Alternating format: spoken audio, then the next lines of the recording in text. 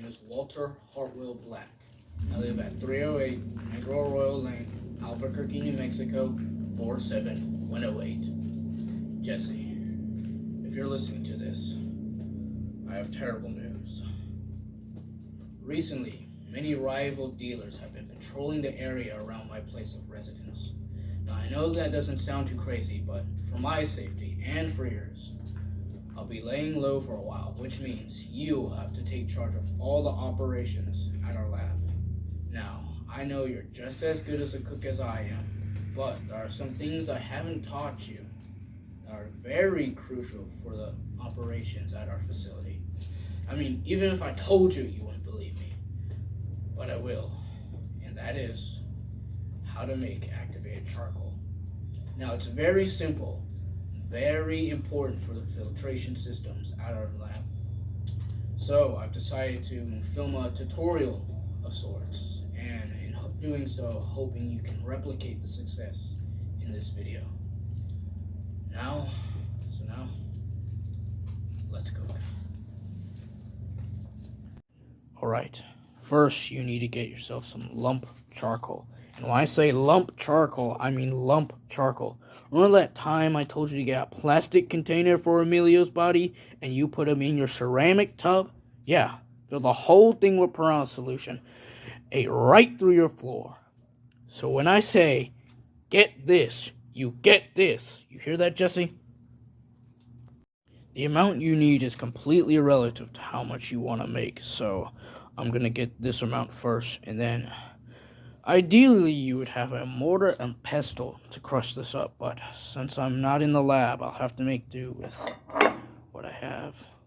So next what you're going to want to do is crush it up in the container like so with a stick. You'll have a mortar and pestle, like I already said, and get it to a fine powder. The finer, the better, alright? Just put as much work as you can into it. Just like this. I'll skip this part. So it's not dust grade just yet, but as you can see, that stuff on the top, that top layer right there, that's what you're looking for. Okay, get all grinded down. And once you get that, well, you can head inside, start on the next step, making the acid solution. Alright, so I've gone inside. I'm crushing up the charcoal now. I was just thinking, God, all these junkies ruining our plans. I mean, really, I even had 200 kilograms of methamphetamine ready to go at a moment's notice. But no, I can't deliver it now. Like, seriously, look, I even did the math. Where's this? God, where is it? My papers are somewhere. Math documents, secret dealings, it's all just over the place. I apologize. It's like, oh, alright, I found the equations. I'm sorry. But, anyways, yeah, this is gonna take a while. So buckle up. Now, after nearly 10 minutes of crushing this up, this is as good as I could get it, but Jesse, I know you could get it better since you have proper lab equipment. In fact, you should get it better than this. But now the next step is creating the acid solution, which we will do in just a minute. Alright, just before we begin creating the acid solution, you want to get yourself something like this. It's a simple sifter. You can buy it at Walmart very cheaply. What you want to do is sift out all the larger bits that you couldn't crush by hand through here. You want only the finest pieces of charcoal. So we're going to do that now. Just place your sifter on top of a container or bowl. Pour in the charcoal. Don't waste any now. Good enough. And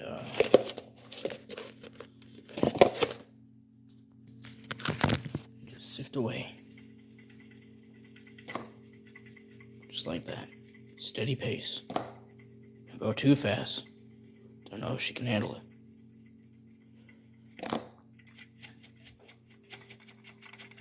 Be back to you in a moment. Alright, once the bowl is blacker than me, that's how you know you're done, and that's when we can begin our lemon solution. Alright, so now we're finally on the acidic solution. So, before we proceed, let me explain to this what this will explain to you what this will do. Sorry for the stuttering, my cancer.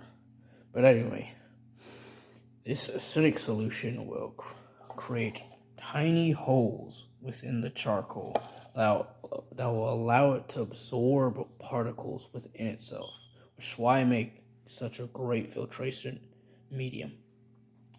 Alright, so now you're going to need 4 ounces. Wait a second.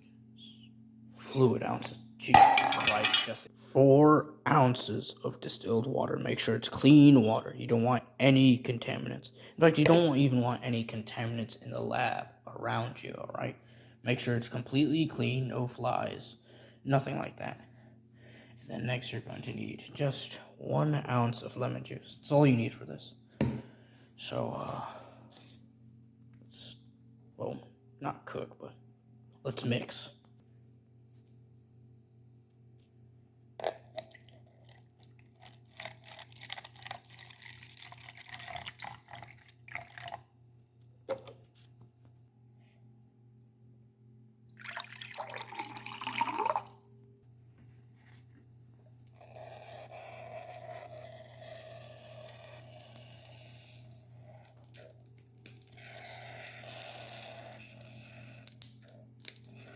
No, let's see.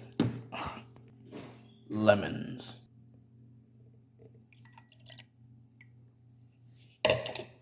Now we mix.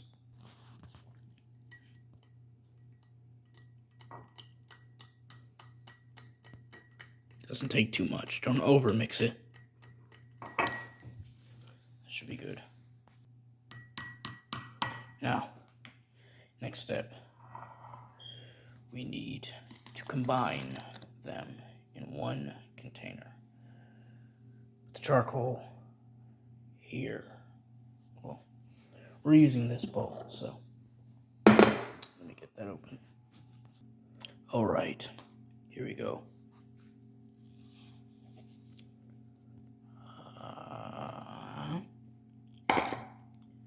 Might not need all this lemon juice solution.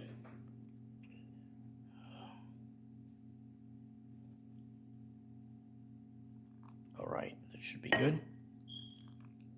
Maybe I did. And then we mix. As half this process is mixing. Mix, mix, mix, mix. Fix, fix, fix, fix. Wish I could fix my marriage. Anyways, I'll get back to you. And alright, the hardest part is over. Now all you have to do, after it's thoroughly mixed, you just put the lid over it, and you wait. Approximately, well, the ideal time would be 48 hours, but since Miss Skelton has a deadline, 12 hours will do. So, I'll meet you in the morning when I'm well rested and my children go off to school. Alright, so after about 12 hours, the charcoal should be about good to go. So, it should look something like this. Sort of like a black paste liquid soup. Don't know how to describe it. You know what I mean, Jesse. Now, when it's done like this, it's like this, we can move on to the next step, which is straining out the remaining liquid through a coffee filter.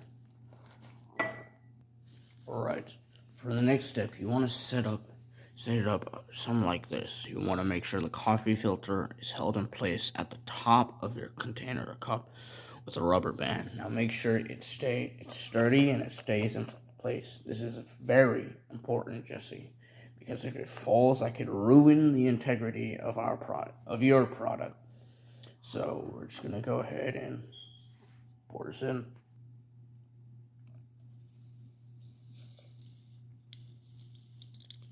Shoot, all over the counter. God, this guy's gonna be so angry. See, Jesse, you wanna prevent accidents like this Okay, at all costs, avoid them. They will ruin the purity of your product. It can't start over now, but if I could, I definitely would. And I'd suggest you do the same if anything like this happens, alright? Oh, and make sure not to waste any. If you have any carbon, charcoal still left in the container, just splash some water, try to get it all in, and then strain it out once more. It's a better view of the straining process.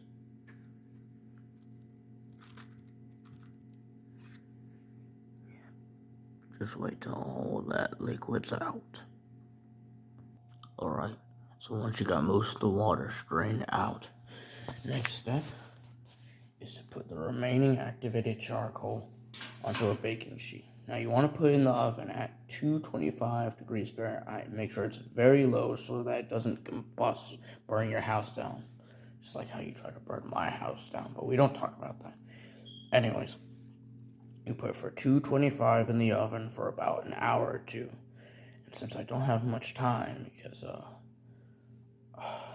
outside factories, sorry, my lung cancer. Anyways, yes, so I'll put it in the oven for an hour. Now, what I like to do, but you don't have to do this, I would recommend it. In fact, you should do this, Jesse Pinkman, is when I put the activated charcoal on the baking sheet, I like to shape it, give it some definition, some character. So I'm going to do that now.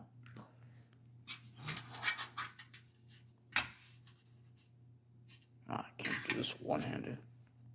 Oh, and just before you put it in the oven, make sure to discard this charcoal water. Now, some people say it has medicinal properties, but I don't believe in all that hippie mumbo jumbo, so we're just gonna pour it here for now and discard it later. Alright, so there you have it.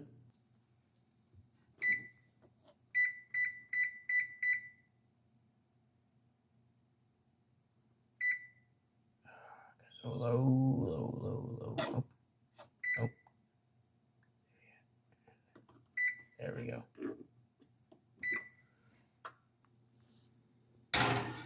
Load it in. Close it up. And now we wait. While we're waiting, there's a very good time to clean up all our lab equipment. So I'll go ahead and do that, and I'll be back in a moment. Alright, the product should be finished by now. So, take a look at that. Now, the ideal time to leave it in there would be 1 to 2 hours. But since I'm short on time, I had to increase the heat substantially. So, just take it out now. Alright. Once you take it out of the oven, you probably want to let it cool for about 15 to 20 minutes. Let it solidify. And when you're done with that, your product is fit for use. You hear that, Jesse? A-okay. Alright, so once you've packaged your final product, you're going to want to scoop out any remaining residue on the baking sheet into a container or a jar like this. Because, remember, it's still activated charcoal, just not in its hardened form. So, don't waste any. And now, while there might not be any visual difference between regular dust charcoal and activated charcoal, there is a microscopic difference. Remember, the acid solution that we put it in poked tiny holes within it, which gives it its absorbent properties. Yeah, and that's about it. And the recipe was very simple to make. I mean, stupid simple. Even a toddler could do it if you gave him the right instructions. But, you have to make much larger batches than I did here. Much higher quality than this. But other than that, that's all I have to say to you, Jesse. I wish you good luck, and